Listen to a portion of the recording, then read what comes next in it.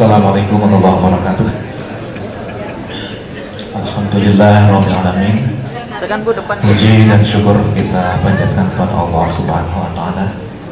Salawat serta salam semoga tercurah kepada Rasul Nabi besar Muhammad sallallahu alaihi wasallam, pada keluarganya, para sahabatnya, juga bagi umatnya yang senantiasa turut patuh terhadap Rasul.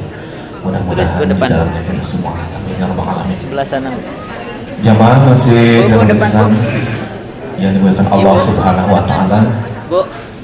Seperti kita sudah mengaku bahwa di hari Rabu yaitu kajian zikrullah yang telah beberapa kali disampaikan, diantaranya oleh Bapak Haji Badrul Asal, oleh Bapak Arif Ikhwani, dan sekarang insya Allah akan disampaikan oleh yang terhormat Bapak Ki Haji Dr.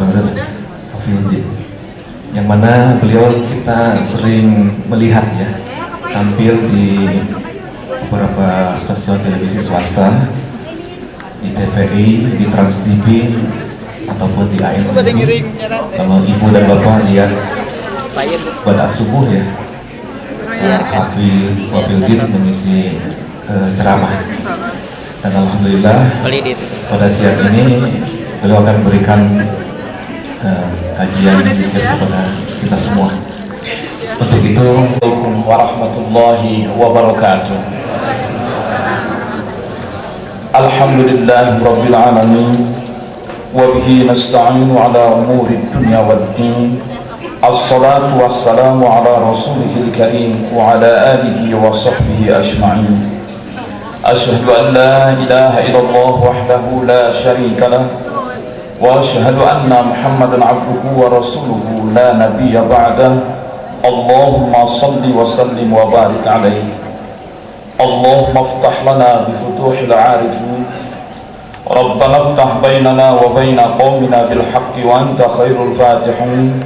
Walhamdulillahi rabbil alamin. Al-Fatihah.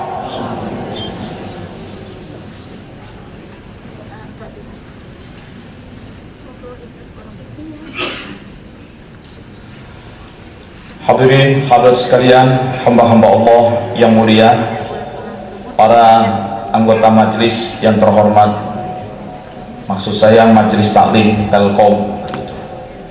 Tidak salah saya sebut anggota majelis yang terhormat, karena sekarang majelis taklim lebih terhormat dari majelis permusyawaratan rakyat. Siang ini kita akan mengaji, dan kajian akan kita berikan judul mengenal diri, menggapai ilahi. Kalau dalam dunia pesantren, istilah ini sudah populer dengan ungkapan man arafa nafsahu faqad arafa rabbahu. Orang yang mengenal dirinya, dia akan mengenal Tuhannya. Pada bagian awal akan kita bahas tentang pengertian-pengertian dasar paradigma kemanusiaan. Apa itu paradigma? Paradigma artinya cara kita melihat dan memahami realitas. Kita punya nggak mikrofon yang wireless? Ada? Ya, supaya saya lebih bisa. Nah, bagaimana kita memahami diri kita? Bagaimana kita memahami diri kita?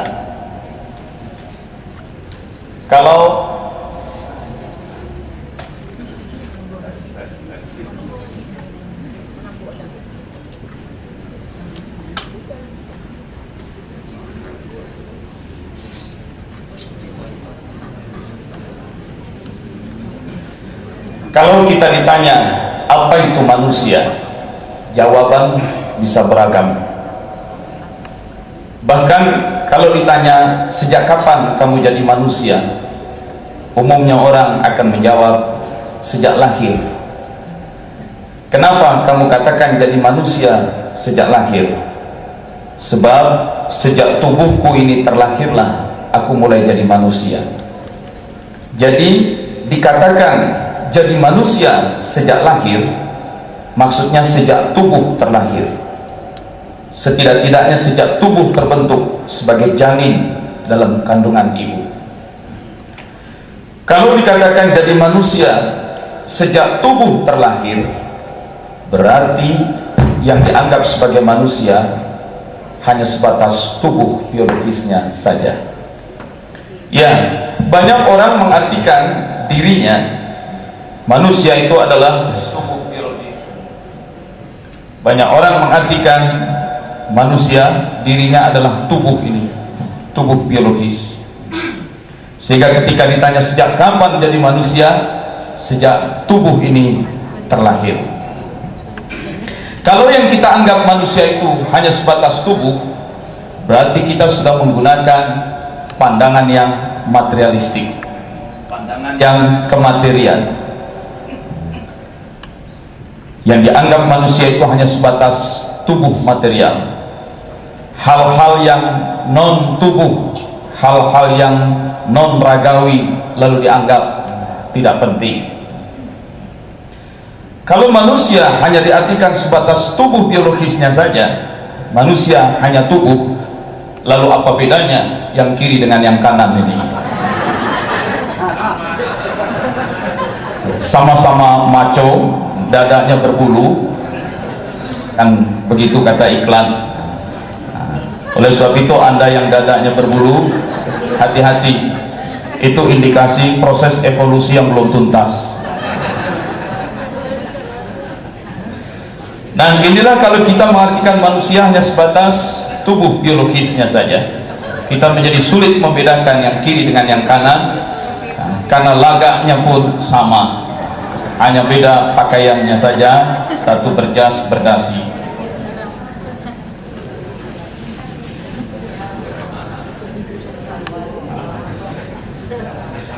Ketika orang mengartikan manusia hanya sebatas tubuh, mereka pun mengartikan pusat kemanusiaan adalah otak, dan proses belajar diartikan ngisi otak.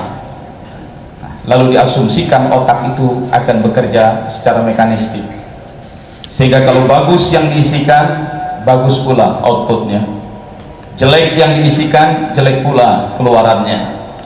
Seakan-akan tidak ada kemungkinan bagus yang diisikan, jelek keluarnya, atau jelek diisikan, bagus keluarnya. Karena orang menganggap manusia itu hanya semata-mata tubuh, dan organ diri manusia adalah organ-organ yang mekanistik. Ini kita lewati saja. Maka sekarang kita bahas tentang nafs dulu. Terserap ke bahasa Indonesia menjadi nafsun. Nafsu, nafsun terserap menjadi nafsu. Apa itu nafsu? Amarah. Orang sering mengartikan nafsu itu dorongan-dorongan jahat, hasrat jelek. Lu nafsu amat ngelihatnya. Padahal kalau kita lihat hadis Nabi yang populer ini, ibda binafsika, mulailah dengan nafs, mulailah dengan dirimu. Nafs bermakna diri. Surat Al-Baqarah ayat terakhir, la yukallifullahu nafsan illa wus'aha. Allah tidak memberikan beban kepada suatu nafs, kepada seseorang. Nafs bermakna seorang.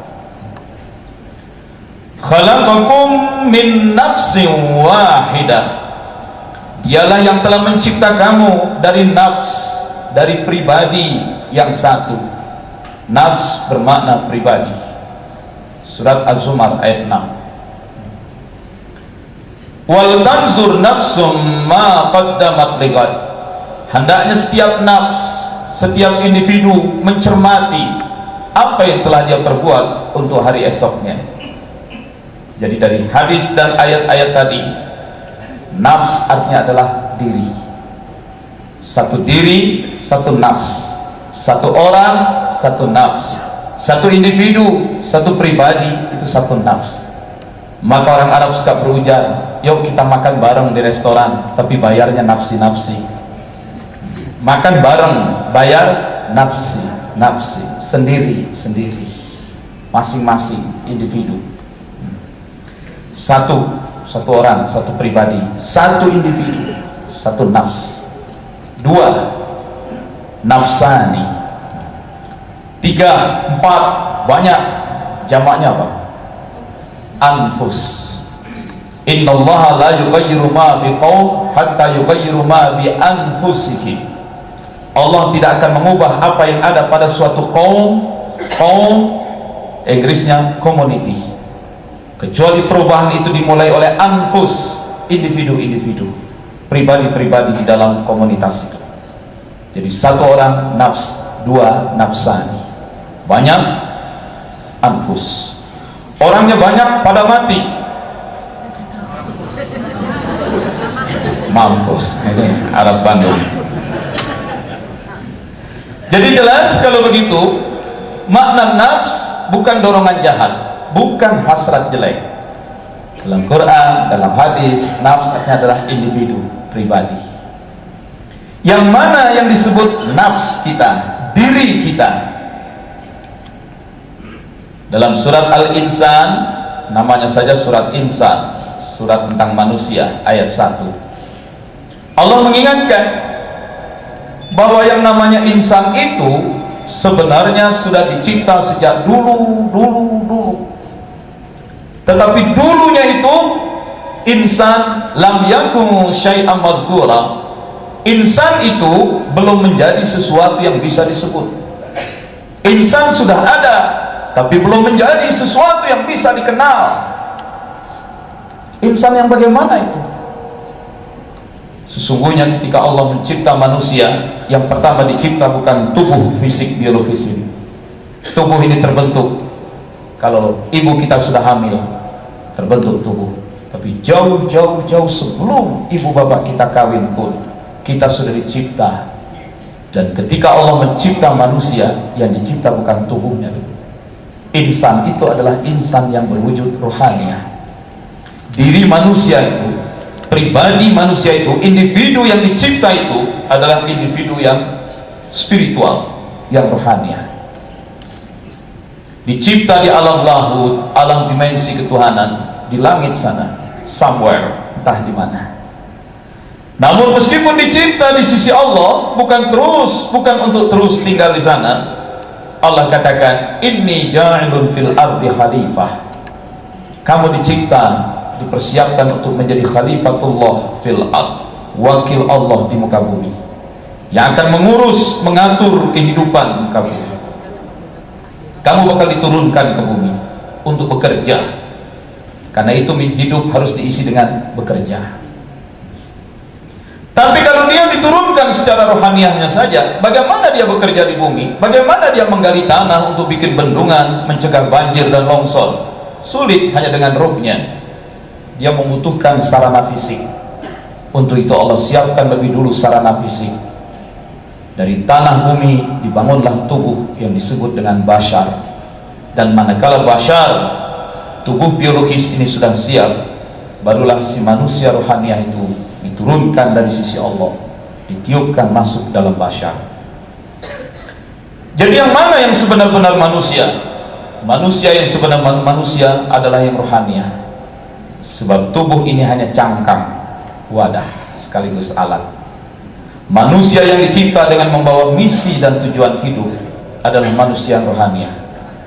Manusia yang dicipta dengan membawa idealisme, cita-cita, dan mengemban tanggung jawab adalah manusia yang rohaniah, bukan tubuh. Hal ini lebih rinci dijelaskan dalam surat Shad ayat 71. Inni khaliqum basyaram min tin. Sesungguhnya akulah pencipta bashar dari tanah. Apa itu bashar? Yang dimaksud dengan bashar ini tubuh. Tubuh biologis kebinatangan, sebatas tubuh fisik. Dan bashar itu terdiri dari 3. Bashar terdiri dari 3 komponen. Komponen jasad, corporeal body. Inilah yang dicipta, kurang jelas.